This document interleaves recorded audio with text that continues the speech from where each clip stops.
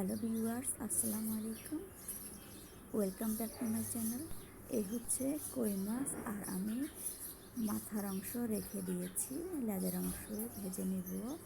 এজন্য সামান্য হলুদ, মরিচ, লবণ নিয়ে আর এক টুকরো লেবু দিয়ে মেখে নিচ্ছি ভালো করে এপিট ওপিট করে।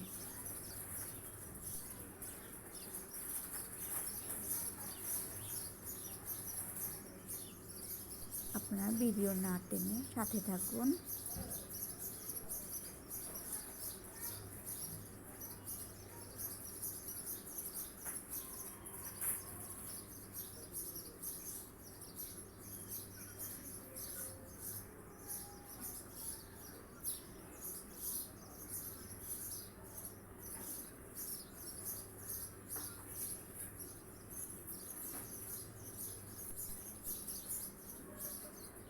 ভালো করে মাখিয়ে নেওয়ার পর এবার চুলায় একটি শুকনো পাত্র বসিয়ে দিলাম আর সয়াবিন তেল দিয়ে দিচ্ছি।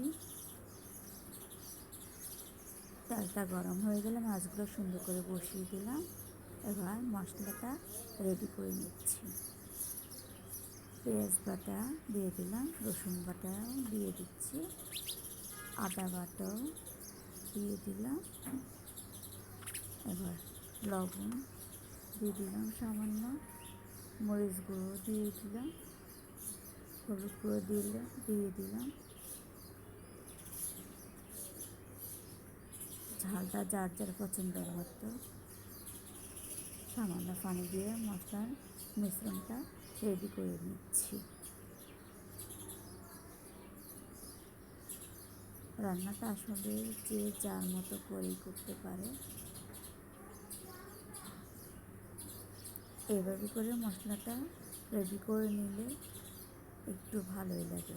আমার মাছ ভাজা হয়ে গিয়েছে, আর তেলগুলোর ভিতরে মশলাগুলো দিয়ে দিলাম আর সামান্য একটু পানি দিয়ে মশলার বড়টি সুন্দর করে ধুয়ে পানিটুকুও দিয়ে দিব।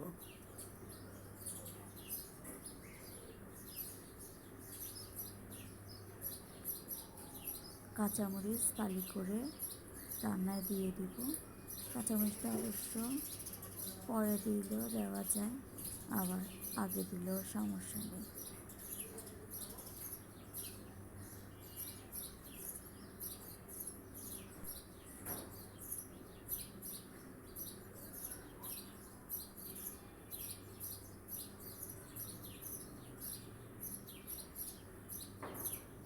ভালো করে নেড়ে চেড়ে দিয়ে আমি কিছুক্ষণের জন্য ঢেকে রাখবো।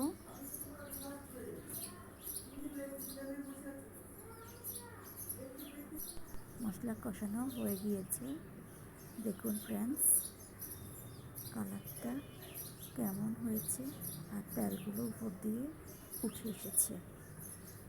আমি একটু নেড়ে ছেড়ে দিচ্ছি। এবার কেটে রাখা ও ধুয়ে রাখা পটলগুলো ঢেলে দিলাম, আবারও ঢেকে দিচ্ছি কিছুক্ষণ। পটলের গায়ে যতটুকু পানি আছে ততটুকুতে সিদ্ধটা হয়ে যাবে আশা করি। দেখুন কিছুক্ষণ পর পটলের অবস্থা কতগুলি পানি দিয়ে রয়েছে। সুন্দর করে নেড়ে ছেড়ে দিয়ে এবার উপর দিয়ে মাছগুলো বসিয়ে দেব।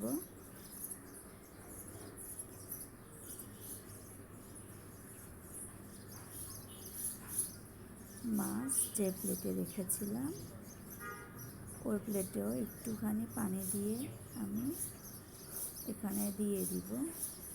আমার পরিবার মাছ ভাজা খুব একটা পছন্দ করে না, শুধু মাছ ভাজা হলে ওটা আবার খায়, কিন্তু তরকারির সাথে এবার মাছ ভাজাটা পছন্দ করে না। তাও আমি আজকে একটু মাছটা ভেজে নিয়েছিলাম। এখন প্লেটটাও ধুয়ে পানিটুকু দিয়ে দিয়েছি। এটি হতে হতে আমি ধনিয়া পাতাগুলো কুচি করে নিচ্ছি। আপনারা বটির সাহায্যে কুচি করে নিতে পারেন অথবা হাত দিয়ে ছিঁড়ে দিয়ে দিতে পারেন, যে যার মতো করে আর কি।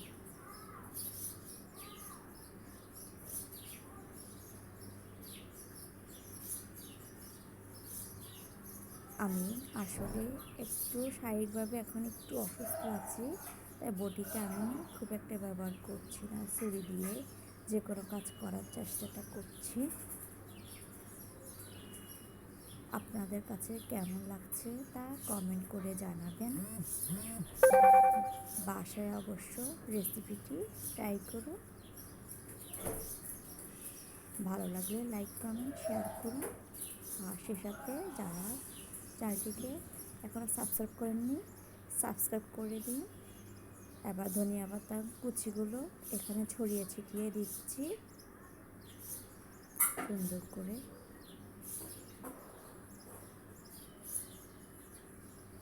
আবারও ঢেকে দিলাম 2 মিনিটের জন্য। দেখুন 2 মিনিট পর আমি আবার তরকারির লবণটা একটু চেক করে দেখব। আবার লবণটা যদি ভালো না হয় বা লবণটা কম হয়, খেতে কিন্তু মাটি মাটি লাগে।